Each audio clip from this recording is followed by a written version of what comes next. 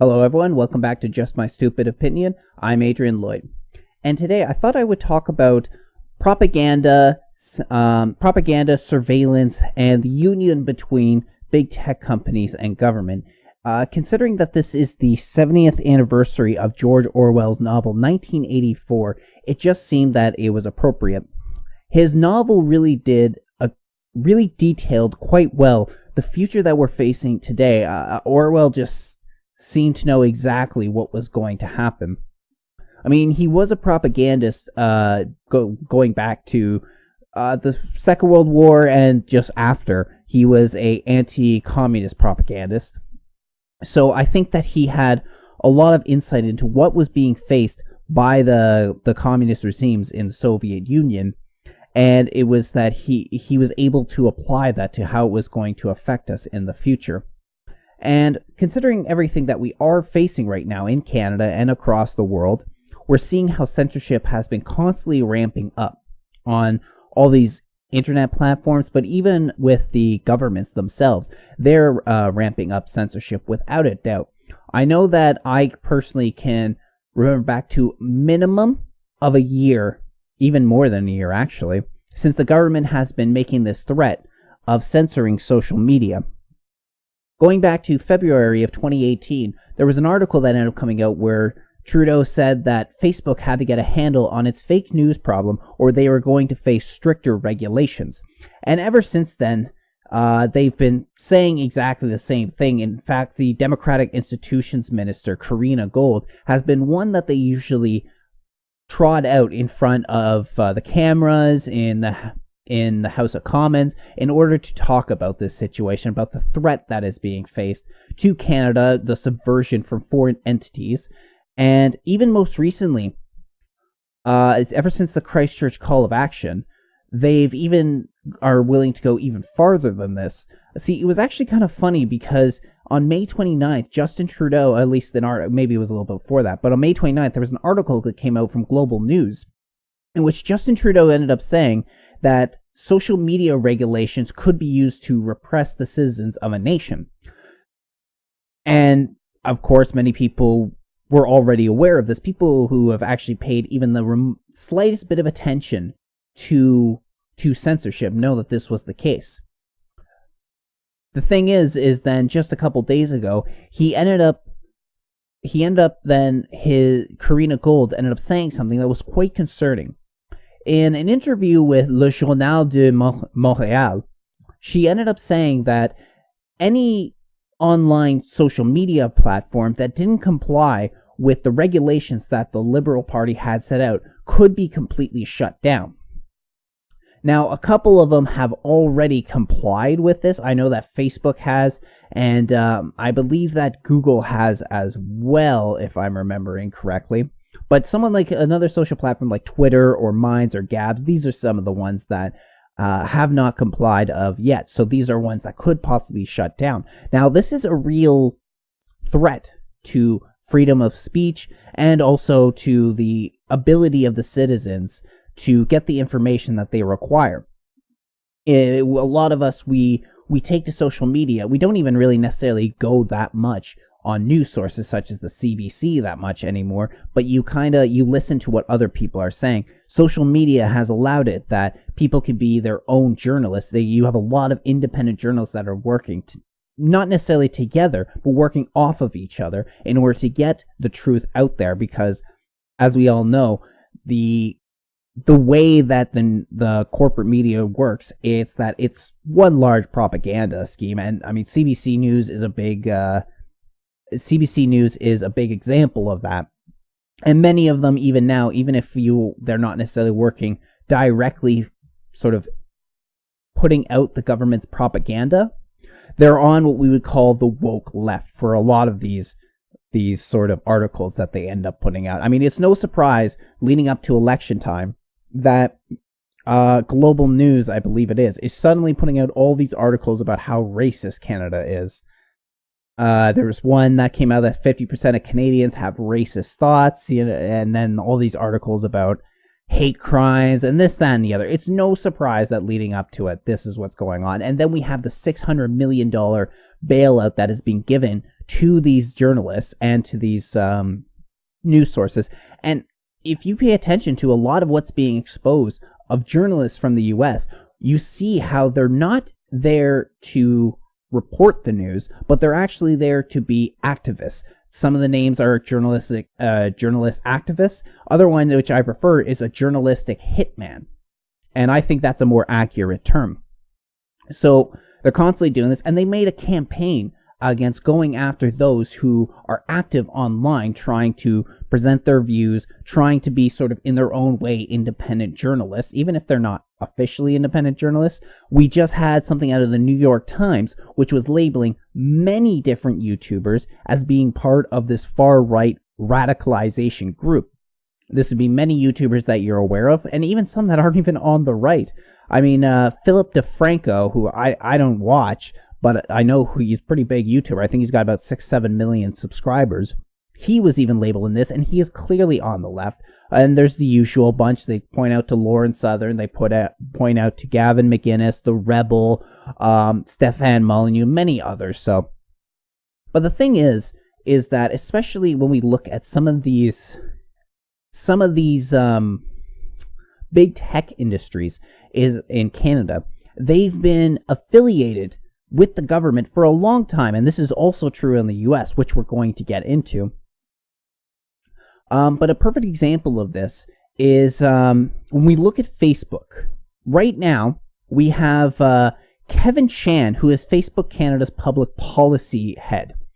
Now, so he's pretty much one of the biggest individuals for Facebook here in Canada, and probably most people remember him during the Cambridge Analytica scandal. He was a guy that ended up coming before the not the House of Commons, but one of the committees that were out there, in which he was discussing what ended up happening with last year in the Cambridge Analytica situation. Well, the thing is about him is that he has ties all the way back to the Liberal Party. He was actually, he used to be a policy director for Michael Ignatieff, who was the former leader of the Liberal Party. So we're still going back maybe close to a decade, but he has ties all the way back to them. He has had close personal contact with Bill Morneau. One point, Bill Morneau had Kevin Chan help him set up a Facebook Live event. And I think Bill Morneau said it was because he wanted to live stream his budget speech. Now, this doesn't really make sense to me because a Facebook Live event is actually pretty easy to set up. And worst comes to worst, if you're really having trouble with it, that's something that you could figure out with a simple Google search, or even just look on Facebook. It's the Facebook website itself, and I'm sure that there's out there where it gives a detailed breakdown of how to set up a Facebook Live event. And worst comes to worst, you could call Facebook, and someone on the phone could walk you through it. The fact that you have the head of public policy for Facebook meeting up with Bill Morneau just to set up a Facebook Live event, it doesn't make sense to me. And he's also appeared on stage with Karina Gold. They ended up giving a speech at the Economic Club of Canada back on October 19th, 2017. You can actually go and find pictures of them together. The thing is even though he spent all this time with government, and he actually spends a lot of time lobbying the government, he is not registered as a lobbyist here in Canada, and he doesn't have to. To this day, I believe to this day, it's been a while since I looked him up, but I believe to this day he is not registered as a lobbyist, despite the fact all this close contact. And then we look at Google and their connection back to the government. On the first day that the Trudeau government was in office, Google ended up the Trudeau government ended up asking Google to remove any references to Prime Minister Stephen Harper. They deleted a lot of his web pages. Now, Google ended up saying in defense that they were trying to keep information current when they're talking about Harper and his Prime Minister's office. That was a lot of the information and websites that they ended up deleting. They said they wanted to keep the information current, but this was on the very first day, and you're already starting to scrub the internet on a platform, a search engine, that controls, 90%, maybe more, of the information that people get online? So it shows a very concerning connection there. And then on top of that, you have Patrick Piché. Patrick Piché is the chair of the Trudeau Foundation Board of Directors, but he is also the former senior vice president and chief financial officer for Google Inc. from 2008 to 2015. So we can see how there is this connection all the way back to government. And it's a lot of the same thing in the States, but this is just here in Canada, and we already see this connection.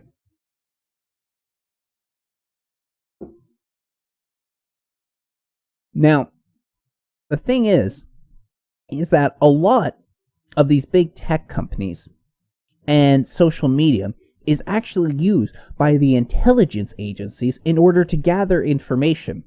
And I was quite surprised when I came across the fact that CBS News actually did a detailed breakdown of this. And we're going to get to that in a minute.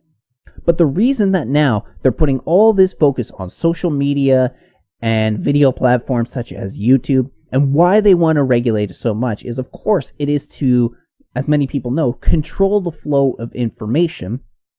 You don't want to give out too much that would potentially harm your government. Anyway, the thing is that the reason that this is so important is because they had control over the corporate media for a long, long time. This was known as Operation Mockingbird. Maybe some people have heard this brought up before, but Operation Mockingbird began just after World War II ended up taking place. And what it was is that the CIA actually bought off a lot of journalists in a bunch of different news sources in order to spread the propaganda that they wanted. Now, at the time, it was anti-communist propaganda they were doing, but a bunch of big writers at the time, probably the most famous one is C.D. Jackson, who worked for Time magazine. He was involved in this. I know Newsweek was involved. There were journalists from Newsweek, journalists from CBS, all sorts of big and local newspapers were involved with this. Now, the man who ended up actually being the one to really, he was really the one that created Operation Mockingbird, made it happen. His name was Frank Wisner, and he was the director for Counterintelligence Department of the CIA. And this all began in 1948, but there was some preliminary buildup before that, just about at the end of World War II, just after World War II. And it was because of, despite the fact that the Allies were working with the Russians in World War II, it wasn't really like they liked each other. In fact, for a while, Hitler and Stalin had a non-aggression pact against each other. They pretty much were saying, we won't go to war with you, until that ended up getting turned around and then Hitler invaded the Soviet Union. And then the Allies ended up working together until they got to Berlin. But once the Nazis were destroyed, then the Allies and the Soviets pretty much were at each other's throats, and this was because it was for influence. The Allies were working their way from the west to Central Europe, and the Russians were working in from Eastern Europe all the way over to Central Europe, and they kind of met in Berlin. So on the right, on the eastern side of Europe, you had all these countries that were owned by the communists, and on the left side, the western side, you had all of these countries that were owned and under the influence of the Allies, the capitalists. And so this all came to head after World War II. And the fact is there was actually a plan put in place. I believe it was actually Winston Churchill who was really the architect of this plan. It was called Operation Unthinkable, and that was going to pretty much start World War III just weeks, if not months, after the end of World War II, because it was going to be a full-blown invasion of Russian territory between the UK troops, the Americans, and their allies, so probably France, Canada, and a few other of these Western European countries would have worked together in order to go to war with the Soviet Union. And I think one of the main reasons that this was such a big deal, not just for the fight for influence, but it was for the fight for technology and the fight for scientists, because we all know about Operation Paperclip, where Nazi scientists were brought over by both the Soviet Union and also the Americans and Allied forces, because their technology was so advanced at the time that they wanted it on their side. In fact, NASA was pretty much started all by Nazi scientists. So the idea of Operation Unthinkable was to invade the Soviet Union and crush them before they could really build up their nuclear arsenal, which was really the main thing that at least the Americans were worried about. So this is where Operation Mockingbird came in. But at the same time, it was about feeding the information that the government wanted and the intelligence agency wanted to the people, the anti-communist propaganda, and then withholding the information that they didn't want it. So Frank Wisner was really the main person involved with this. Wisner ended up recruiting someone named Philip Graham, who was a publisher for the Washington Post, actually, and he was also involved in the Army Intelligence Group.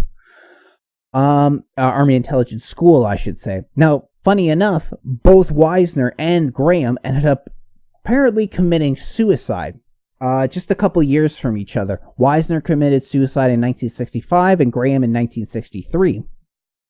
Although myself, and I'm sure many others probably agree that it was probably not suicide. They were probably whacked by the CIA. So anyway, this is them having control over the media. Now, a lot of people don't talk about that today, but I see no reason to believe that anything has changed, that the CIA and other NSA and other intelligence agencies and the government, probably the Pentagon, even possibly DARPA, have bought off a lot of the journalists and even possibly the news sources, like complete channels, complete CNN possibly, involved in this, because you'll also find that there's some funny connections of anchors and journalists all the way back to the CIA. In fact, Anderson Cooper, he actually can be traced back to the CIA. He spent some time in their training camp, I believe, but he ended up quitting and becoming a journalist instead. The CIA and other intelligence agencies such as the NSA, as well as intelligence agencies up here in Canada such as CSIS and CSEC, they like to use social media in order to gather information on the citizens. Of course, they'll give you the whole spiel about how they're doing it in order to try and prevent foreign influencers from getting a hold here in their country, and also for sakes of national security, but it's also for the sake of controlling the population without a doubt. So, as I was saying, there was actually a couple articles at a CBS News that actually kind of spoke about this, and it's corroborated also by different news sources. In fact, a lot of the work that they ended up doing didn't come exclusively from CBS News, but they were also sort of playing up, taking information, bits and pieces of information from an article that came out from Wired.com. But a few things that are worth bringing up about this. Let's see. So it says here, the CAA has published a helpful list of press releases on all social media ventures it sponsors via its technology investment arm In-Q-Tel. Now, they actually have a hyperlink where it talks about the list of press releases. Unfortunately, it's actually a dead link right now. It'll take you to an error 404 or whatever. But as we move on, it says, one of the main threats to privacy come from advertisers who want to track everything consumers do on the web and scrape their online accounts for personal information. It shouldn't be surprising, therefore, to learn that the CIA and the world's largest ad agency network, WPP, have been in bed together on a social media data mining venture since at least January 2009. WPP currently claims to own the world's largest data of unique individual profiles, including demographics, financial, purchase, and geographical histories. So all these advertisers that they're constantly throwing on your computer, this is how they're getting access to your information and what your interests are, what kind of person you are. I mean, I constantly am getting those sort of ones on my pages. I'm sure you are too. I mean, I recently just bought this microphone, like just a couple weeks ago, and and ever since, I've been having all sorts of advertisements for this microphone and different types of microphone from Amazon. And even when I would just look at microphones, I would get those advertisements constantly. The article goes on underneath subtitle, Google and CIA, Old Friends. Google has been a partner with the CIA since 2004 when the company bought Keyhole, a mapping technology business that eventually became Google Earth. In 2010, Google and In-Q-Tel made a joint investment on a company called Recorded Future, which has the Minority Report style goal of creating a temporal analytic engine that scours the web and create curves that predicts where events may head. And we're going to get a little bit more of information on this company called Recorded Future, but it's very dystopian that they're going to pretty much now be looking over to try and find trends in the future as well as future crimes, essentially. And just recently, less than a month ago, probably only no more than 2 weeks ago, there was just announced that there was bipartisan support for a bill in the U.S. called, I believe it was called the TAPS Act, but this one was exactly this, that it was pretty much going to be for future crimes. Let me just quickly look it up. Yeah, it was called the Threat Assessment Prevention and Safety Act, HR 838, it looks like. And, I mean, even someone like Dan Crenshaw, who was, a lot of people liked him. He's a former Navy SEAL who lost his eye in the line of duty. Even he was one of these people that were involved with the TAPS Act. So it's very concerning already, and especially with the way that the social media giants and also the way that these intelligence agencies work together to share your information, then it does not give me much hope for the future. But anyway, as we go over to an article by Wired.com coming from 2010, by the way, that CBS article I was just reading from was from 2011. Anyway, this article from Wired in 2000 said, exclusive, Google CIA invests in future of web monitoring. The investment arm of the CIA and Google are both backing a company that monitors the web in real time and says it uses that information to protect the future. The company is called Recorded Future, and it scours tens of thousands of websites, blogs, and Twitter accounts to find the relationship between people, organization, action, and incidents, both present and still to come. In a white paper, the company says its temporal analytic engine goes beyond search by looking at the invisible links between documents that talk about the same or related entities and events. It's not the very first time Google has done business with American spy agencies. Long before it reportedly enlisted the help of national security agencies to secure its networks, Google sold equipment to the Secret Signals Intelligence Group. I would say that if they're willing to sell that sort of technology, then there's no doubt that they're willing to sell your information. We already know how Facebook has done this, how they sell your information. In fact, this is how a lot of them make a lot of their money, is from selling your information off to advertisers or even different governments. And this could actually be a threat depending on where you live. If you live in certain countries, I would say Iran being a good example, even Pakistan, where something like leaving the religion of Islam is actually could put your life in danger, or even just being from a different religion can put your life in danger, then selling this information over to the government can be extremely dangerous for these companies to do. But once again, it's all about monitoring you.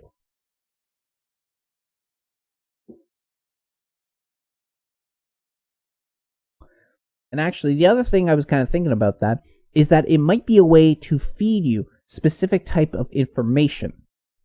That, in a way, one thing that I kind of wonder is that whether there's certain information that the government or intelligence agency kind of feeds to the population, especially, I guess, the type of people you would call influencers, in order to get everybody distracted on one topic And then not many people end up talking about a lot of the other information that's out there. For instance, I wonder whether the recent spark that happened in the abortion debate that took over Twitter, Facebook, and all sorts of social media accounts, and even in the news and in Parliament and in the States, there was just this huge spark in abortion debate, and it was related a little bit to the Alabama abortion laws that they ended up implementing.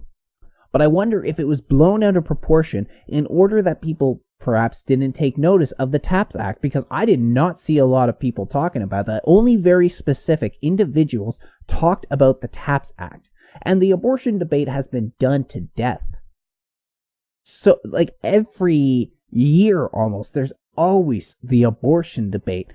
We allow a woman to get an abortion? Is it murder? Are you pro-life? Are you pro-choice? And a lot of times I just feel like it's a distraction. Just sort of brainstorming there a little bit. So another article from CBS News from 2009. WPP agency takes funding from CIA investment unit. WPP's Invisible Technologies unit has taken investment funding from In-Q-Tel, the investment fund of the CIA. Visible Technologies is developing tools that can scan social media networks such as Twitter and Facebook and scour meaningful data from them. It's the second time WPP has gotten into bed financially with the CIA. In January, of 2009, WPP funded Omniture to the tune of $25 million. Omniture's visual science unit has also taken In-Q-Tel's money. And as they make reference to a Wired article, In-Q-Tel says it wants Visible to keep track of foreign social media and give spooks early warning detection on how issues are playing internationally. Spokesperson Donald Tai tells Wired Danger Room. So we're just seeing a little bit of it, of how they're getting involved with a lot of these,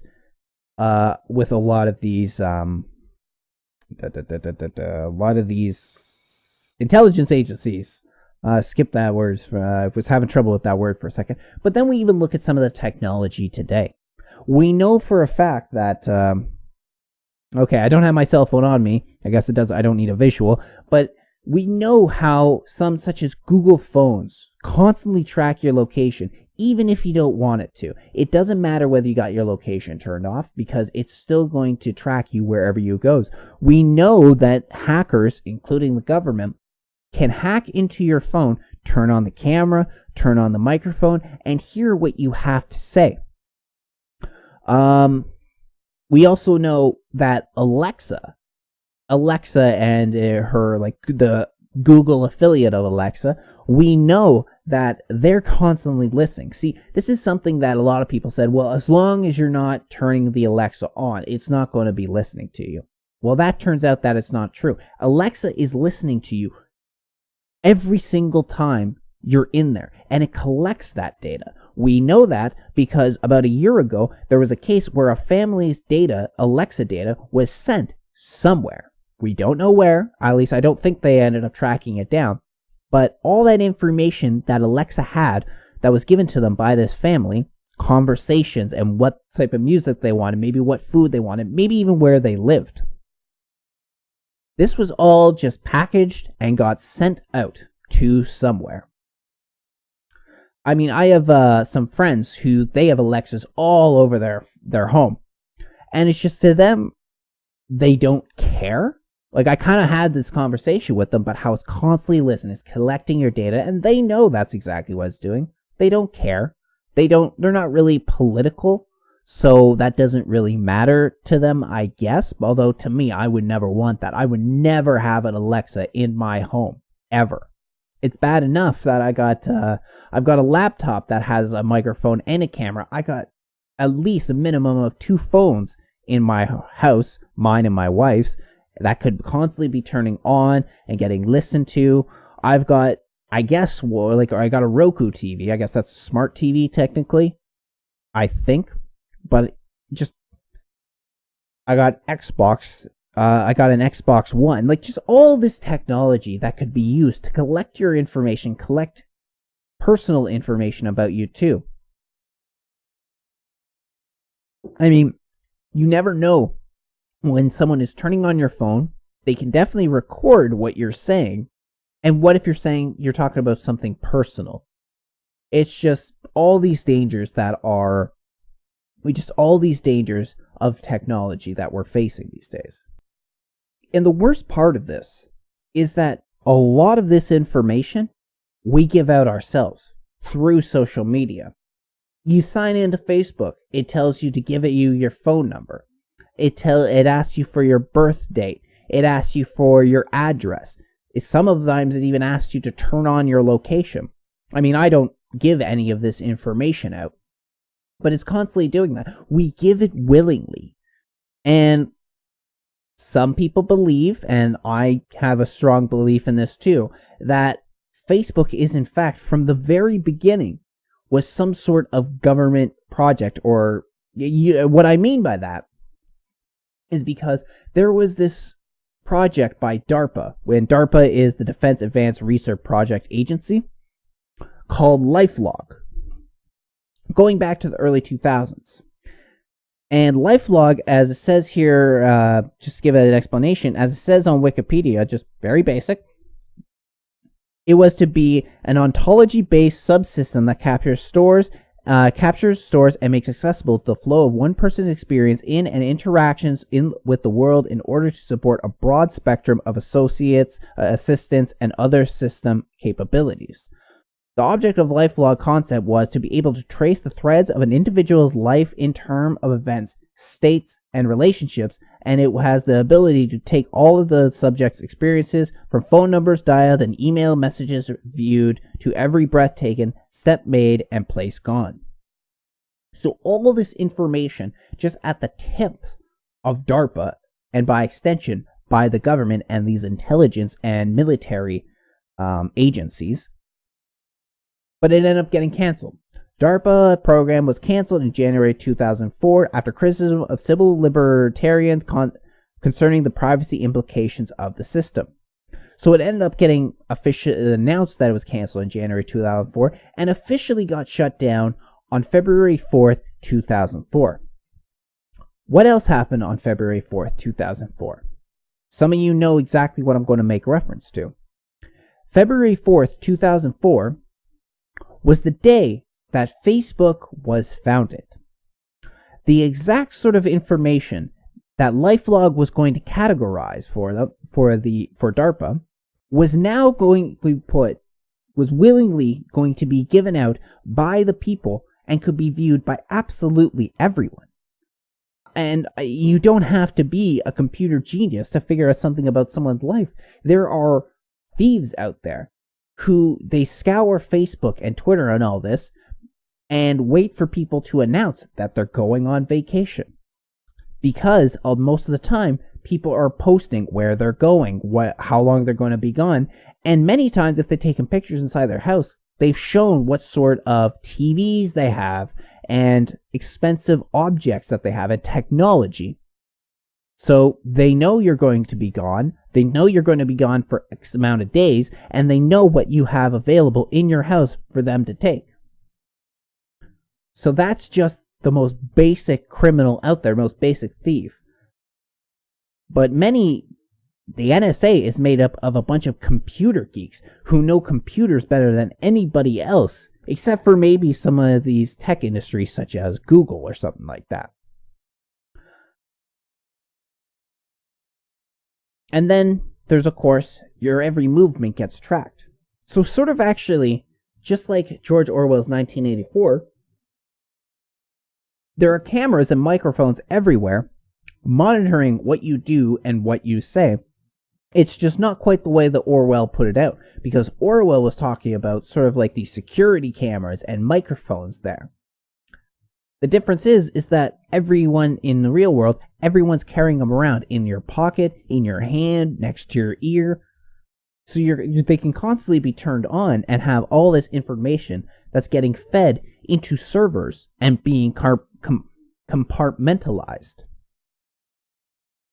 And then, of course, there is the Edward Snowden leaks, where we were hearing about how the NSA was going through and reading your emails, your text messages and stuff. And they tried to play it off like it was no big deal.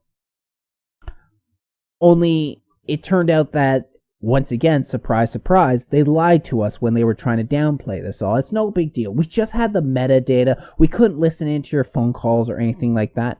But you can track somebody through their phone's metadata. This is an article I've actually sat on for a while from ARS Technica called Surprise, Surprise, My Online Metadata Actually Reveals Where I've Been. In an attempt to simulate the NSA's capability, ARS tracks its own editor for 11 days. And then you can see in the picture down here, you see here's where some of ARS tracked their journalists. They were tracking them over San Francisco and around that area. So they go on to explain how this works. Like many websites, ARS Technica employs a system of voluntary user logins. These logins allow you to do things such as leave comments at the bottom of every story and engage in our user forums. Each time you log into ARS, we record the data, time, and IP address that you logged into. This is a common practice. Nearly every website maintains similar records. For 11 days, in February 2014, ARS tracked all of my logins, this journalist logins. The working theory was that since I'm telling ARS who I am, my login name is a frequently used and obvious, whatever, not important, and loading the site multiple times per day, my logins would actually give ARS a clear idea of my actions and my movements.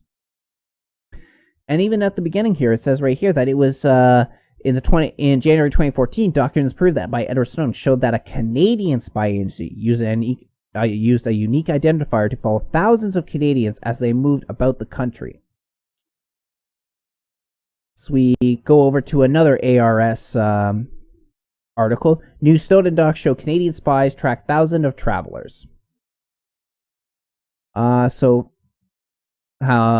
Canadian spies track thousands of travelers. This revelation, gleaned from 2012 slides provided by whistleblower Edward Snowden, shows that the Communications Security Establishment Canada, also known as CSEC, conducted a real-world test that began with a single seed Wi-Fi IP address from an international airport and assembled a set of user IDs seen on network addresses over 2 weeks. It seems that CSEC used this technique to conduct a real-world test of data analysis across a modest-sized city to look for fake kidnappers making ransom calls. CSEC's conclusion was that while the technique was successful experimentally, it was too slow to allow for practical productization. That's at least what they're telling us. But the point is, too, on that, is that it may have been at the time, but technology these days is just, it's fast. It's constantly updating. I mean, you even look at something simple. Look at the graphics of games 10 years ago, and look at the graphics today. I remember back in whatever it was, 2001, 2002, when the first Halo game came out. In comparison to a lot of the other games that came out, we used to think that was great graphics. These days, those graphics are shit. And that's just coming from the most basic gaming console. Now you think about sort of the technology that's available to different governments out there. It's definitely way more advanced than what we're getting to right now. But the point is that they can track people. And they did track people. CSEC is like the Canadian NSA. You have the RCMP, which is like the FBI. You've got the CSIS, which is like CIA. And then you have CSEC, the Canadian version of the NSA. They were talking about slides just a minute ago about how this worked. So I've just we're going to quickly look over. We're not focusing long on here.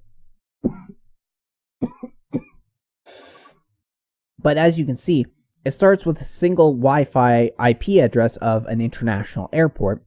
And then from there, when you're logging into websites through different Wi-Fis, it's logging that, and then they're able to track you about how they can follow you around over the course of weeks and at least know what your destination is. This is why, one of the reasons, that in all the movies and TV shows, when people are doing illegal activity or it's supposed to be like a terrorist group, they constantly either leave their phones at home or break their phones, turn it off, take the battery out, take the SIM card out, all this because it can always be tracked. You get tracked every single day, everywhere you go. And we're only seeing some of it. I'm sure they have much more sophisticated ways in order to track us these days. So the real reason that there's so much of this push to have social media suppressed is because the news has already been co-opted. The TV has already been co-opted. Movies have already been co-opted. Those have already been co-opted in order to control the flow of information so that it feeds you the stories they want and it takes out the stories that they don't want you to hear about. You hear about how many times a story which seems to be credible gets pulled for one reason or another by the editors. They will not allow the journalists to run the story. Now, they've monitored it and they track social media and they collected your information, but they haven't been able to really control it quite as well. They've been able to monitor, collect your data, which is what they want. But now, because of the damage that social media has done and the way that everybody has their voice and the way that we can spread information at the touch of a button. I mean, something like a natural disaster. People used to know hours, maybe at best, after the fact. Nowadays, people can know as it's going on. If a hurricane is about to hit you know what, let's not use a hurricane because that can actually sort of fuck up your internet and everything. A forest fire. If there's a massive fire, people can literally be taking to social media and telling people what's going on as it's happening, not a few hours later, which means that the use of journalism and news is not really relevant anymore, which is one of the reasons, the main reason that people are moving away from that, as well as there's a lot of propaganda and fake news that ends up going around. But it can also do a lot of damage to governments. They can't contain a story the way they wanted to, and I think a lot of people, including a lot of these social media platforms, didn't take Donald Trump seriously when he was making all his campaigns on Twitter. Every politician now uses Twitter. I mean, they already kind of did, but it was not important. In fact, even people that I know, some family, some friends that are involved in the mainstream media, do you have any idea how much of their info they take from Twitter? Like, the people that I know have Twitter accounts strictly for work, strictly to get the information. They're not finding the information. They're not the ones presenting it. They're catching up to the information these days. They have to use Facebook and Twitter in order to catch up with that, which is damaging to the government. So now they want to control it. It is the goal of governments, the goal of intelligence agencies, and a goal of the political and world elites to control the social media, so you can't really get that information out. It's the goal of the globalists to do this. If you look back to a lot of the communist countries that are out there, they currently do not have, they currently and previously have not let there be a free press. They've constantly tried to suppress the media and control the media to be their propaganda arm. This is exactly what Trudeau is trying to do with the media right now when he's buying them off, and you can already see what's happening because of it. You can already see how many of these news channels and journalists and anchors are giving him a favorable look. Just the other day, there was a whole CTV panel about how Andrew Scheer needs to walk in the gay pride parade if he wants to be prime minister. What kind of a news story is that? If the guy doesn't want to walk, he doesn't walk. And as someone pointed out on Twitter, Justin Trudeau has walked in plenty of gay pride parades, and he sucks as a prime minister. So this is all that they're doing. But the propaganda is absolutely everywhere. The propaganda is actually a little insane. It's in your movies, that's without a doubt. It's in your news, it's in your TV that you take in, it's in Netflix. YouTube is now trying to push forward the propaganda. It's even in your video games. And you'll see what I mean. Let's take a look very briefly. Just like there was a new Call of Duty trailer that ended up getting dropped about a week ago. And there's something interesting that was in there. A very specific scene of it, which we're only going to take a very quick look because that's all we're looking for. So we're just to give it a minute.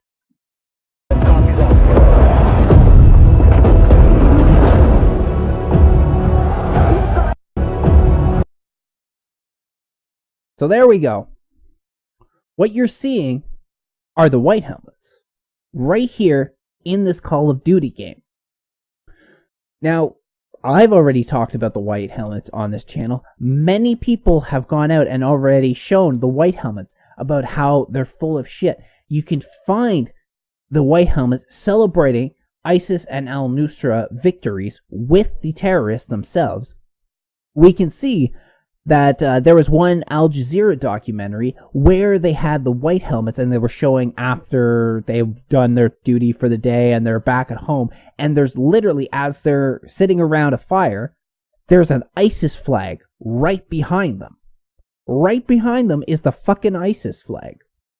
And then we also have things such as when the white helmets end up getting caught doing that, what do you call it, the mannequin competition or something, where you freeze in place as someone like takes a video or something of you, and then they try to play it off as if, oh, they are helping someone who was hurt. They were like down as somebody was like someone was pretending to be hurt, but they're all frozen, and then it's like they start up again and the guy's screaming in pain.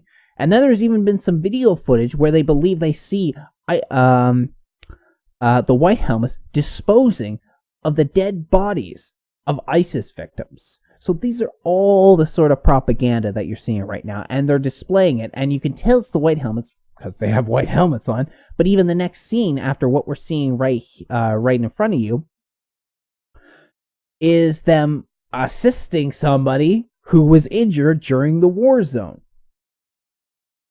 And the white helmets are coming to Canada. Brilliant.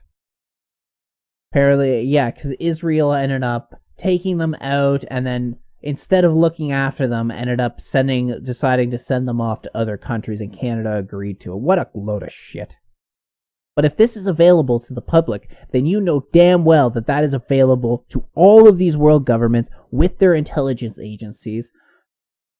Canada doesn't have that bad of an intelligence agency that they know what's going on. And Israel most certainly has an intelligence agency that knows who these white helmets are, and yet they still sent them to us, as well as the UK, I think, and France possibly. Possibly France, I'm not 100% on that. But as you can see, this is the future that George Orwell ended up speaking about. This is exactly the type of future that he predicted, and damn was he right. God damn, he was right. And it's just unfortunate we got to this time, because I want to leave on a phrase that many people have spoken, but it's very true. 1984 was supposed to be a warning, not a blueprint for the future. I want to thank you all for joining me on the channel today. I'm Adrian Lloyd. This is just my stupid opinion.